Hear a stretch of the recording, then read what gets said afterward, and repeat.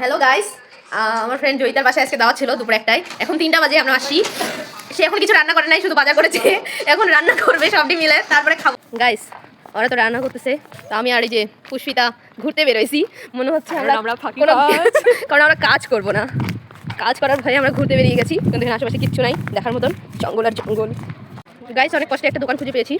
আমি আর পুষ্পিতা খাচ্ছি। এখন যাওয়ার পরে এরা যখন পরে ভিডিও দেখবে তখন চিল্লাবে সবটি। 5 টাকা দিয়ে একটা কি গোলগাপ্পার নিছি, ভিতরে আছে 5-6টা, সাথে দিয়েছে একটা মশলা। এটা মনে হয় পানি দিয়ে ঘুলাইতে হবে, তো ঘুলাই খেয়ে দেখি কেমন। গাইস, এই যে পাউডারটা দিয়ে এই যে প্যাকেটের ভিতরে পানি গুলিয়েছি, অন্য চিপসের প্যাকেট, সেজন্য আমাদের একটা চিপসও খাওয়া লেগেছে।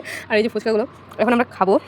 এরপরে এটা নিছি সামোসা অ্যান্ড পিলো নাকি, সাথে একটা টমেটো সস দিয়েছে। আর এই যে এগুলো হচ্ছে সামোসা। পুষ্পি খাচ্ছে কেমন, 5 টাকায় ভালোই।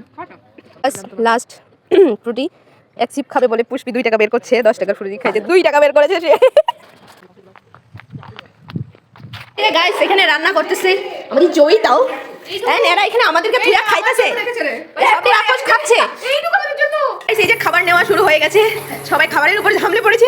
এই যে সে এখনো কি জায়গায় পাইনি, এটা নাচছে। আর এদিকে আমার খাবার অলরেডি আমি নিয়ে চলে এসেছি, অ্যান্ড লেগ পিস।